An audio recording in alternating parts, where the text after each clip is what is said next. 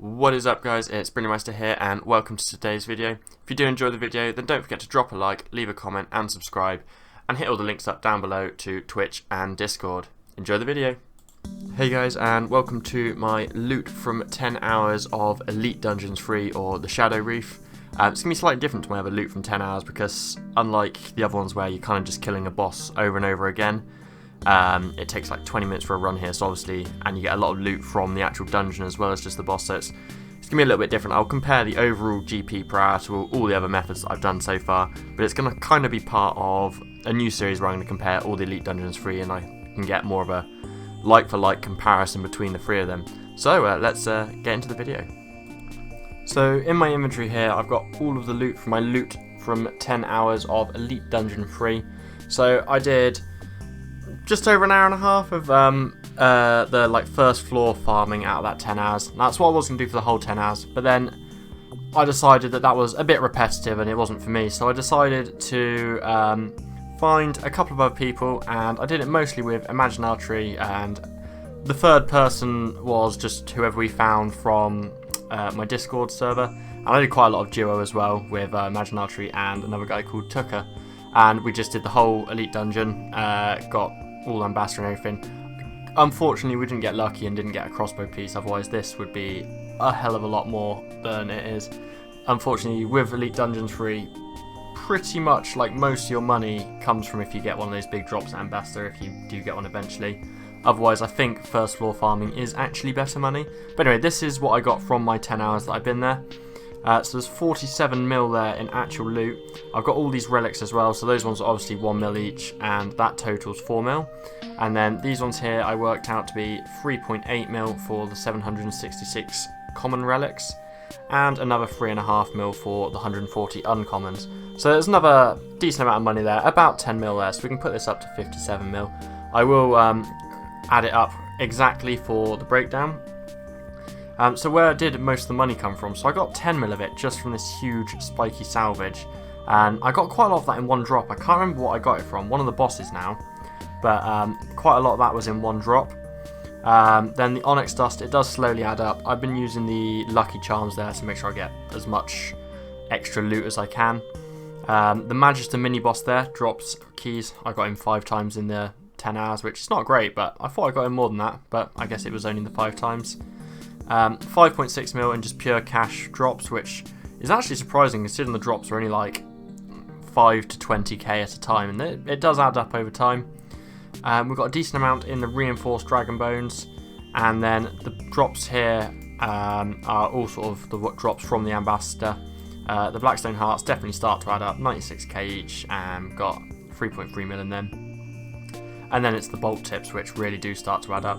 You don't get as much as I thought we would from the battle staffs. I thought that would be worth a lot more, but they're only 3k each now. They used to be like 7 or 8k, so they're not a massive amount anymore. So that's kind of where all the loot's at. And then obviously the onyxes, that's like 5 complete onyxes there, which is pretty cool. So yeah, that's pretty much a little bit of loot, and I'm going to go into the breakdown now of how it all kind of stacks up compared to everything else. So this is just me claiming the money from the Alka from all of the relics. I don't think it let me put the large ones in there, so it's just all the medium and the small ones, so I can add that all to my coin pouch. Nice 7.3 mil there added in, which is really nice little boost to the cash from Elite Dungeons. And I'm really glad that I have an Alka for this, because I did not want to alk like over 1,000 bits of relic and stuff, so definitely glad I had the Alka, and yeah, nice 7.3 mil from it. So now when we enter the actual breakdown, in the 10 hours I got 21 runs done, which is an average of 28.5 minutes a run, which I think is not too bad considering most of it was trio, some of it was duo. I was fairly new to it. I'm sure if you're a pro you can do it faster, and you can probably solo at about that speed, I'd imagine. I never got confident enough to do it a full run and kill Ambassador solo, which is why I've not done sort of a guide or anything on it, because I just don't feel like I'm confident enough to be able to do an accurate representation for you guys. But anyway, in the 10 hours, the loot I got was 59.1 mil, which is not a massive amount, but again, we didn't get a crossbow piece, which is a massive part of this. Like a crossbow piece on its own is like 300 mil, so even if you're trio, that's another 100 mil onto that. If you're duo, like 150 mil onto that.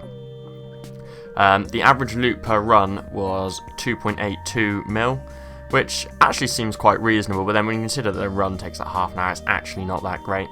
And I put my costs at about 2.5 mil an hour. This is just to include some brews, Titan scrolls, and the occasional Onyx for when you die on Ambassador, because it definitely happened to me quite a lot. I'm sure some of you will never ever die on it, but I died.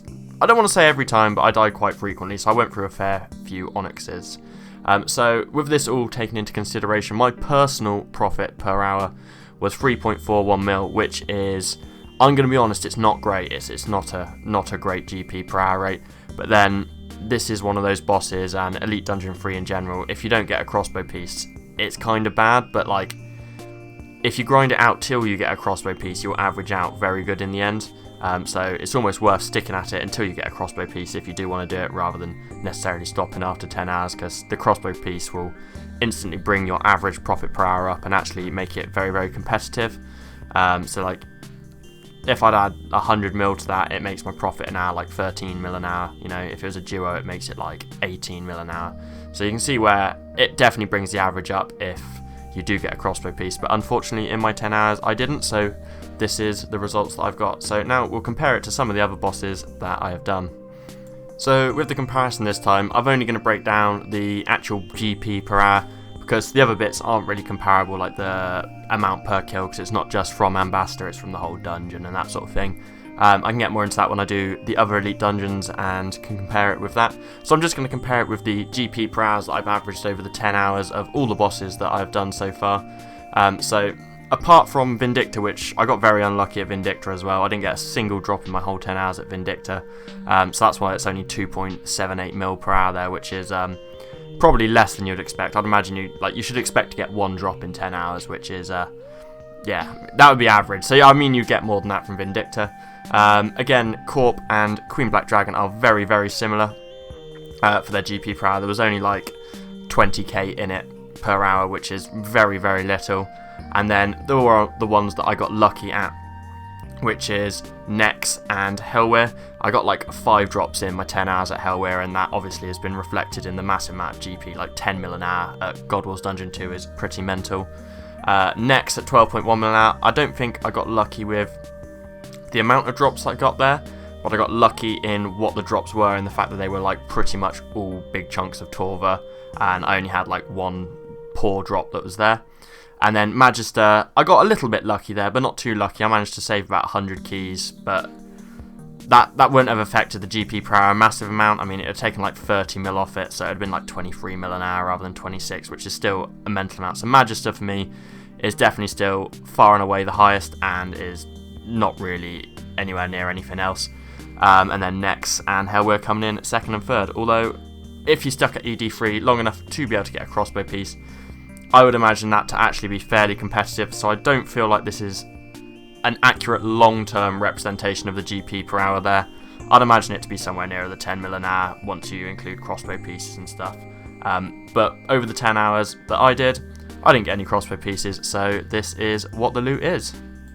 Thank you very much for watching my loot from 10 hours of Elite Dungeons 3. If you did enjoy the video, don't forget to subscribe and hit that little bell icon so you're notified of all my future content, and there are links in the description down below for Twitch and for my Discord server. Till next time, see ya.